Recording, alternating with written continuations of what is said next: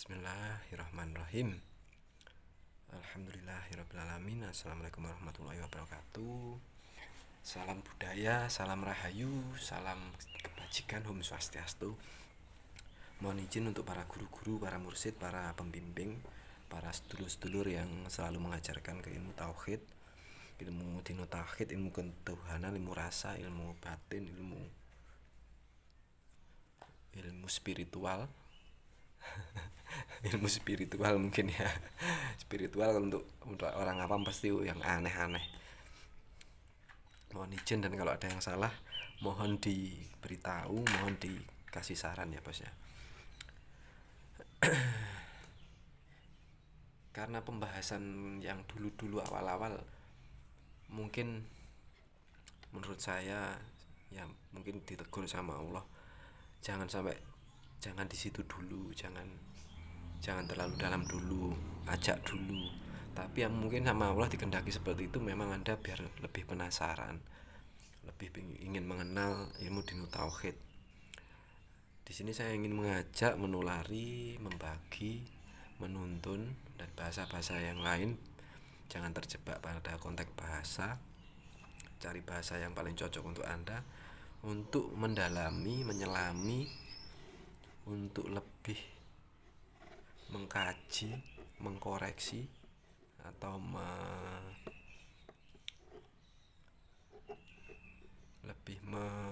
makanya konteks bahasa itu susah ya. Cari konteks bahasa yang menurut Anda paling benar lah, paling cocok untuk Anda, dan mempraktekkannya. Apa itu ilmu din tauhid? Ilmu tentang ketuhanan, ilmu tentang ya mungkin awal-awalnya sifat-sifat Allah dulu, ilmu tentang zatnya, ilmu tentang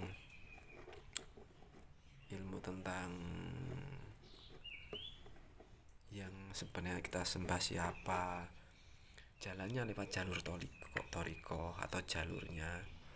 Kalau di kejawen atau di tempat lain ya macam-macam juga nanti, tapi yang pada intinya harus selalu ingat Allah dalam dzikir sir dan sirul asror. Dzikir sir itu adalah harus mengingat melalui metode atau cara prosesnya, keluar masuk, keluarnya Allah, hunya masuk, hu masuk, keluar Allah. Dan jangan cuma itu aja, harus dengan dzikir sirul asror biar tidak menimbulkan khodam atau karomah atau keramat atau kanuragan atau apa. Itu akan bisa menimbulkan takabur ya dan lain-lain. Maka disertai dengan dzikir sirul asror yang mana kita harus merasa selalu dilihat Allah. Tanggapan pertama su'aul basiro, hakul basiro, su'aul basiro, ainul basiro, dan hakul basiro. Saya dulu juga nggak paham dzikir sirul asror itu apa. Saya ulang, baru sadar, oh seperti ini.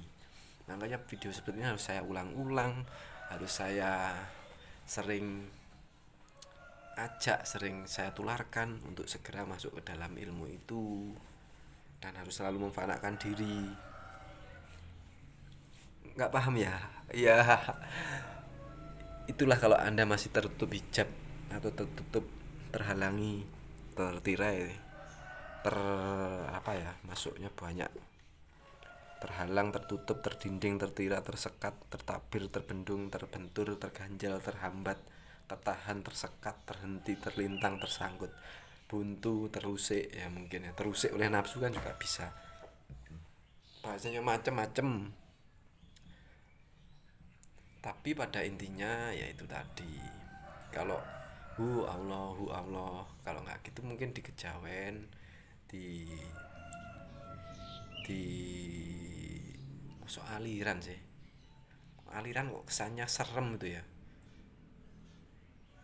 Yang di pelajaran pengkajian, di kajian aja, di kajian ilmu kejawen itu biasanya metodenya pakai hu urib, karena nanti yang disembah bukan nama. Nah ini kan terlalu dalam lagi, tapi ya udah terlalu dalam seperti ini, nanti agar Anda sendiri mungkin sama Allah berikan suatu pemikiran yang membuat Anda lebih penasaran. Terus di agama lain gimana? Ya sebenarnya sangat sensitif ya. Tapi kenyataannya Allah sendiri membuktikan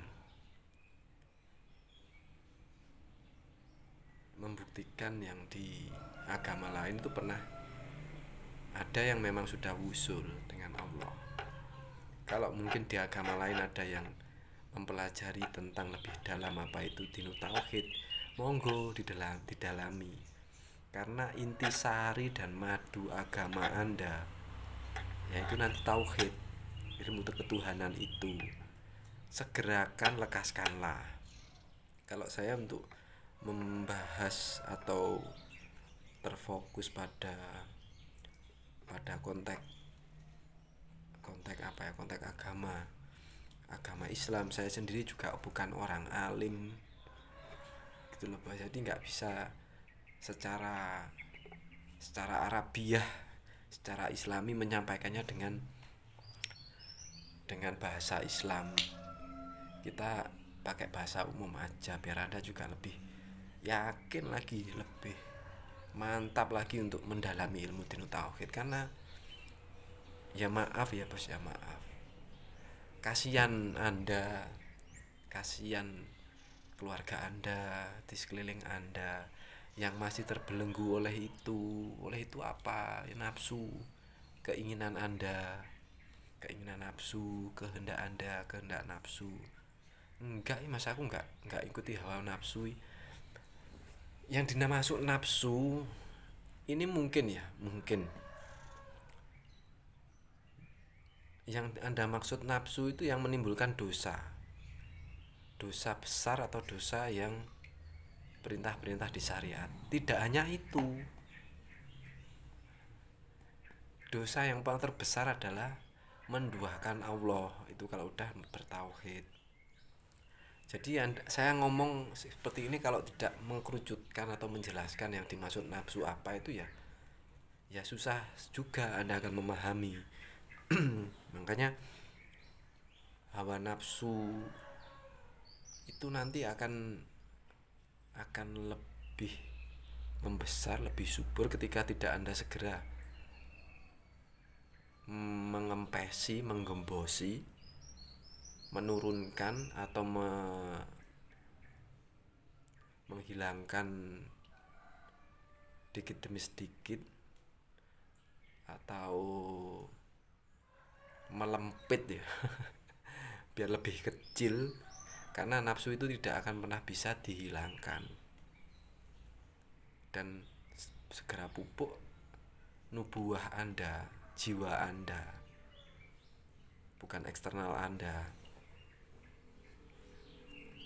Makanya di kejawen pun sangat banyak pembantu karena bahasanya sangat-sangat umum.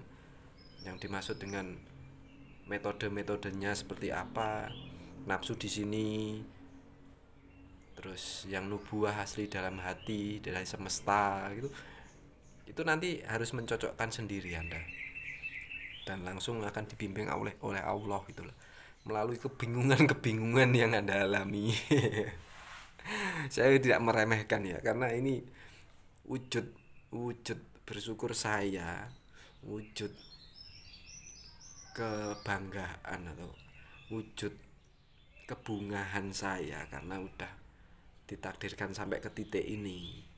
Itu dengan cara ekspresi seperti ini agar Anda juga tahu tidak seseram itu yang namanya dinut tauhid gitu loh. Tidak seseram itu yang dinamakan ilmu kejawen, ilmu rasa, ilmu hati. Tidak seseram itu. Walaupun nanti mungkin ada yang seram-seram atau ditakdirkan ditempatkan di makom kasaf dulu, makom keramat dulu, makom apa ya, makom karomah dulu, ya itu memang sama Allah, memang Anda dikehendaki di situ karena mungkin kadar atau tahapan atau wadah Anda memang masih di situ dulu. Karena itu tadi, memang segala sesuatu itu kalau memang sifatnya duniawi bisa menjadikan alat nafsu untuk melalaikan Allah gitu loh. Makanya ya kebanyakan rata-rata latihannya ya harus gila, bos. Gila apa? Menurut Anda gila, tapi menurut yang sudah sampai ya enggak. Maksudnya gila apa? Saya minum karena diminumkan Allah. Saya ngomong ini karena memang diomongkan sama Allah. Itu kan bahasanya mungkin kurang tepat ya. Saya dirokokkan ini karena dirokokkan Allah. Saya didengarkan ini dengan didengarkan Allah. Makanya sekarang ada bahasa manifestasi itu loh. Karena sesungguhnya kita tidak ada kan, memang kita harus tiga senafi isbat, buang jauh-jauh ke akuan kita. Makanya buang jauh-jauh ke akuan kita itu tadi kan ada di dalam sirul asror itu tadi, salah satunya itu. Makanya tambah pengalaman lagi, tambah paham lagi. Jadi apa ya, indah lah, pokoknya indah banget. Jangan sampai Anda takut untuk segera masuk ke dalam dinu tauhid itu. Keajaiban-keajaiban itu akan muncul tanpa orang lain tahu, tanpa orang lain peka, tanpa orang lain sadar. Segeralah, segeralah, segeralah, lekaslah, lekaslah. Masih di tahapan belajar, tahapan dasar aja senikmat ini. Apalagi kalau kita bisa bertemu, kan wow banget. Kasihan Anda, kasihan Anda. Anda tiap hari jungkir balik cari uang, jungkir balik cari ini itu. Kebutuhan dunia, keinginan dunia, cita-cita Anda. Itu kan sama nafsu dibuat alat untuk melupakan Allah. Lupa aja bawaannya muring-muring lah, nanti bisa timbul penyakit aneh-aneh, naudzubillah. Makanya kadang banyak juga saudara-saudara yang di tauhid itu diberi kepekaan di situ dulu. Sakit ini tahu obatnya ini, hanya dipegang, kadang sudah sembuh. Dengan lewat apa ya? Ya memang lewat kepekaan itu beliau selalu menganalisa, diberikan ketajaman mata batinnya, bukan mata batin sih enaknya apa, prasangka atau kepekaannya untuk meminta langsung sama Allah. Orang ini masih keras hatinya ya Allah, orang ini masih terhijabi dengan nafsu dunia yang sangat-sangat menipu ini. Akhirnya meminta sama Allah, mintanya mungkin hanya ya Allah segera sadarkan, segera usulkan, segera tandai, segera pilih orang ini untuk bertauhid dengan Anda, untuk selalu bermesraan dengan Anda, biar sadar. Intinya di kesadaran, harus sadar di mana Tuhan kita. Dan lagi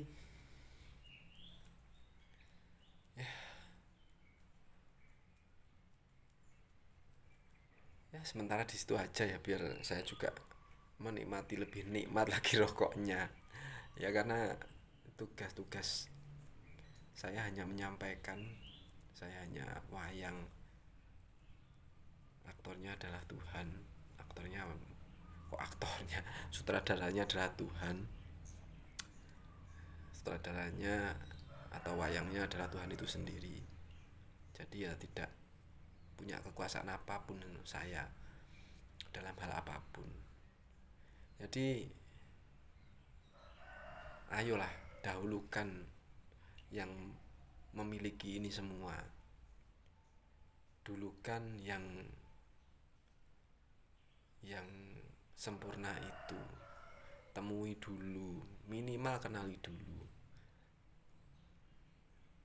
Makanya tidak sampai meminta, pasti Anda tahu porsi Anda di mana, kebutuhan Anda apa, akan dicukupi.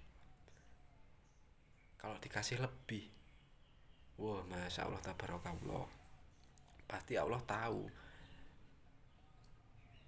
kelebihan itu, harta benda, istri, anak itu yang lebih-lebih itu, karomah atau uang, jabatan, itu tidak akan menghalangi Anda untuk selalu ingat Allah, untuk selalu merasa dilihat Allah gitu loh. Itu tingkatnya di situ. Tapi ketika Anda masih tertutupi, Anda masih terhalangi dengan harta benda itu, Anda tidak tahu di mana Tuhan Anda, siapa Allah Anda, perannya bagaimana, cara melayaninya seperti apa, tidak akan pernah tahu. Ini udah terlalu dalam lagi ya, tapi nggak masalah. Terima kasih banyak ya bos. Wassalamualaikum warahmatullahi wabarakatuh. Kalau ada pertanyaan mohon ditanyakan, biar nanti lebih rumit, lebih pusing lagi. Allah ya Karim, sehat selalu ya bos.